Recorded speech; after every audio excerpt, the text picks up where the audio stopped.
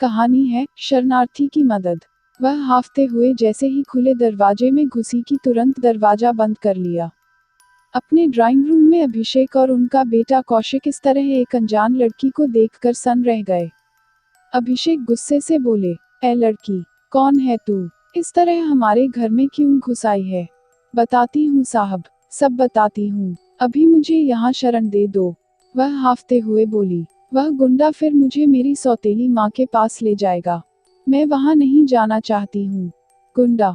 कौन गुंडा? और तुम सौतेली माँ के पास क्यों नहीं जाना चाहती हो? अभिषेक ने जब सख्ती से पूछा। तब वह लड़की बोली, मेरी सौतेली माँ मुझसे देह धंधा कराना चाहती है। उत्तम सिंह एक गुंडे के साथ मुझे कोठे पर बेचने जा रहा था, मगर मैं उससे पीछा छुड़ाकर भाग आई हूँ। तू झूठ तो नहीं बोल रही है? नहीं साहब, मैं झूठ नहीं बोल रही हूँ, सच कह रही हूँ। वह लड़की इतना डरी हुई थी कि बार बार बंद दरवाजे की तरफ देख रही थी। अभिषेक ने पूछा, ठीक है, पर तेरा नाम क्या है? मीरा है साहब, वह लड़की बोली। अभिषेक ने कहा, घबराओ मत मीरा, मैं तुम्हें नहीं जानता, फिर भी तुम्हें शरण दे रहा हूँ। शुक्रिया साहब, मीरा के मुंह से निकल गया। एक बात बताओ, अभिषेक कुछ सोचकर बोले, तुम्हारी माँ तुमसे धंधा क्यों कराना चाहती है? मीरा ने कहा, जन्म देते ही मेरी माँ गुजर गई थी। पिता दूसरी शादी नहीं करना चाहते थे, मगर रिश्तेदारों ने जबरदस्ती उनकी शादी करा दी। मगर शादी होते ही पिता एक हादसे में गुजर गए। मेरी सौतेली माँ विधवा हो गई। तब से ही रिश्तेदार मेरी सौतेली माँ पर आरोप लगाने लगे कि वह पिता को खा गई। तब से मेरी सौतेली माँ अपना सारा गुस्सा मुझ पर उतारने लगी। इस तरह ताने उलाहने सुनकर मैंने बचपन से कब जवानी में कदम रख दिए पता ही नहीं चला। मेरी सौतेली माँ को चाहने वाले उदय प्रकाश ने उसके कान भर दिए कि मेरी शादी करने के बजाय किसी कोठे पर बिठा दे, क्योंकि उसके लिए वह कमाओ थी। माँ का चहेता उदय प्रकाश मुझे कोठे पर बिठाने जा रहा था। मैं उसकी आंखों में धूल झोंककर भाग गई और आपका मकान खुला मिला, इसी में घुस गई। अभिषेक ने पूछा, कहाँ रहती हो? शहर की झुगी बस्ती में। तुम अगर माँ के पास जाना चाहती हो तो मैं अभी भिजवा सकता हूँ। मत लो उसका नाम। मीरा जरा गुस्से से बोली। फिर कहाँ जाओगी? अभिषेक ने पूछा। साहब, दुनिया बहुत बड़ी है, मैं कहीं भी चली जाऊंगी। तुम इस भेड़िए समाज में जिंदा रह सकोगी। फिर क्या करूं साहब? पल भर सोचकर मीरा बोली, साहब एक बात कहूं?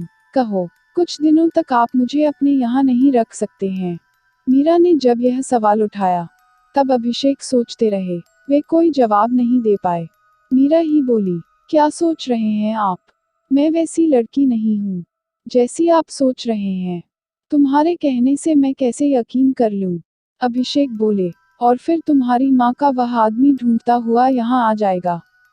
तब मैं क्या करूँगा? आप उसे भगा देना, इतनी ही आपसे विनती है। यह कहते समय मीरा की सांस फूल गई थी। मीरा आगे कुछ कहती, तभी दरवाजे के जोर से खटखटाने की आवाज आई। कमरे में तीनों ही चुप हो गए। इस वक्त कौन हो सकता है? मीरा डरते हुए बोली, बाबूजी वही गुंडा होगा। मैं नहीं जाऊंगी उसके साथ। मत जाना, मैं जाकर देखता हूँ। वही होगा बाबूजी, मेरी सौतेली माँ का चहेता। आप मत खोलो दरवाजा, डरते हुए मीरा बोली। एक बार फिर जोर से दरवाजा पीटने की आवाज आई। अभिषेक बोले, मीरा तुम भीतर जाओ, मैं दरवाजा खोलता हूँ। मीरा भीतर चली गई। अभिषेक ने दरवाजा खोला। एक गुंडे टाइप आदमी ने उसे देखकर रोबीली आवाज में कहा, उस मीरा को बाहर भेजो। कौन मीरा? गुस्से से अभिषेक बोले, जो तुम्हारे घर में घुसी है। मैं उस मीरा की बात कर रहा हूँ। वह आदमी आंखें दिखाते हुए बोला, निकालते हो कि नहीं, वरना मैं अंदर जाकर उसे ले आऊंगा। बिना वजह गले क्यों पड़ रहे हो भाई? जब मैं कह रहा हूँ कि मेरे यहाँ कोई लड़की नहीं आई है। अभिषेक तैश में बोले, झूठ मत बोलो साहब, मैंने अपनी आंखों से देखा है उसे आपके घर में घुसते हुए। आप मुझसे झूठ बोल रहे हैं। मेरे हवाले करो उसे। अजीब आदमी हो, जब मैंने कह दिया कि कोई लड़की नहीं आई है तब भी मुझ पर इल्जाम लगा रहे हो। जाते हो कि पुलिस को बुलाऊं? मेरी आंखें कभी धोखा नहीं खा सकती। मैंने मीरा को इस घर में घुसते हुए देखा है। मैं उसे लिए बिना नहीं जाऊंगा। अपनी बात पर कायम रहते हुए उस आदमी ने कहा। अभिषेक बोले, मेरे घर में आकर मुझ पर ही तुम आधी रात को दादागिरी कर रहे हो। साहब, मैं आपका लिहाज कर रहा हूँ और आपसे सीधी तरह से कह रहा हूँ, फिर भी आप समझ नहीं रहे हैं। एक बार फिर वह आदमी बोला, कोई भी लड़की मेरे घर में नहीं घुसी है। एक बार फिर इनकार करते हुए अभिषेक उस आदमी से बोले, लगता है अब तो मुझे भीतर ही घुसना पड़ेगा। उस आदमी ने खुली चुनौती देते हुए कहा। तब एक पल के लिए अभिषेक ने सोचा कि मीरा कौन है। वे नहीं जानते हैं, मगर उसकी बात सुनकर उन्हें उस पर दया आ गई। फिर ऐसी खूबसूरत लड़की को वे कोठे पर भिजवाना भी नहीं चाहते थे। वह आदमी गुस्से से बोला, आखिरी बार कह रहा हूँ कि मीरा को मेरे हवाले कर दो या मैं भीतर जाऊं। भाई तुम्हें यकीन न हो तो भीतर जाकर देख लो। कहकर अभिषेक ने भीतर जाने की इजाजत दे दी। वह आदमी तुरंत भीतर चला गया।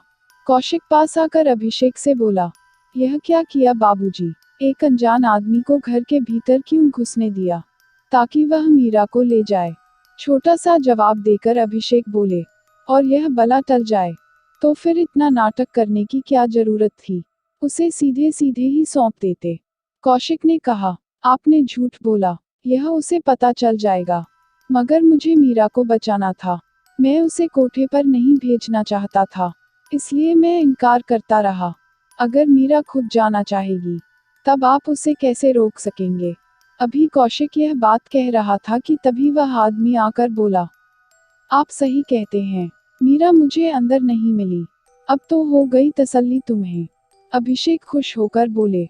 वह आदमी बिना कुछ बोले बाहर निकल गया। अभिषेक ने दरवाजा बंद कर लिया और हैरान होकर कौशिक से बोले, इस आदमी को मीरा क्यों नहीं मिली, जबकि वह अंदर ही छिपी थी? हाँ बाबूजी, मैं अगर अलमारी में नहीं छिपती तो यह गुंडा मुझे कोठे पर ले जाता। आपने मुझे बचा लिया। आपका यह एहसान मैं कभी नहीं भूलूंगी। बाहर निकलते हुए मीरा बोली, हाँ बेटी, चाहता तो मैं भी उसको पुलिस के हवाले कर सकता था, मगर तुम्हारे लिए मैंने पुलिस को नहीं बुलाया। समझाते हुए अभिषेक बोले, अब तुम्हारा इरादा क्या है? किस बारे में बाबूजी? अब इतनी रात को तुम कहाँ जाओगी? आप मुझे कुछ दिनों तक अपने यहाँ शरणार्थी बनकर रहने दो। मैं तुमको नहीं रख सकता मीरा। क्यों बाबूजी? अभी तो आपने कहा था। वह मेरी भूल थी, तो मुझे आप एक रात के लिए अपने यहाँ रख लीजिए। सुबह मैं खुद चली जाऊंगी। मीरा बोली, मगर कहाँ जाओगी? पता नहीं। नहीं बाबूजी, इसे अभी निकाल दो। कौशिक विरोध जताते हुए बोला। कौशिक, मजबूर लड़की की मदद करना हमारा फर्ज है। वह तो ठीक है, पर कहीं इसी इंसानियत में हैवानियत न छिपी हो बाबूजी। आप आपस में लड़ो मत। मैं तो एक रात के लिए शरणार्थी बनकर रहना चाहती थी, मगर आप लोगों की इच्छा नहीं है तो कहकर मीरा चलने लगी। रुको मीरा, अभिषेक ने उसे रोकते हुए कहा। मीरा वहीं रुक गई।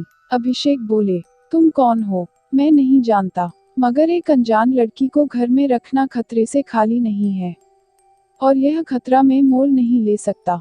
तुम जो कह रही हो, उस पर मैं कैसे यकीन कर लूं? आपको कैसे यकीन दिलाऊं? निराश होकर मीरा बोली, मैं उस सौतेली माँ के पास भी नहीं जाना चाहती। जब तुम सौतेली माँ के पास नहीं जाना चाहती हो, तो फिर कहाँ जाओगी? नहीं जानती। मैं रहने के लिए एक रात मांग रही थी, मगर आपको इतराज है। आपका इतराज भी जायज है। आप मुझे जानते नहीं। ठीक है, मैं चलती हूँ। अभिषेक उसे रोकते हुए बोले, रुको, तुम कोई भी हो, मगर एक पीड़ित लड़की हो। मैं तुम्हारे लिए जुआ खेल रहा हूँ। तुम यहाँ रह सकती हो, मगर कल सुबह चली जाना। ठीक है बाबूजी। कहते हुए मीरा के चेहरे पर मुस्कान फैल गई। आपने डूबते को तिनके का सहारा दिया है, मगर सुबह तुम कहाँ जाओगी? अभिषेक ने फिर पूछा। सुबह मौसी के यहाँ उज्जैन चली जाऊंगी। अभिषेक ने यकीन कर लिया और बोले, तुम मेरे कमरे में सो जाना। आप कहाँ सोएंगे बाबूजी? मीरा ने पूछा। मैं यहाँ सोफे पर सो जाऊंगा।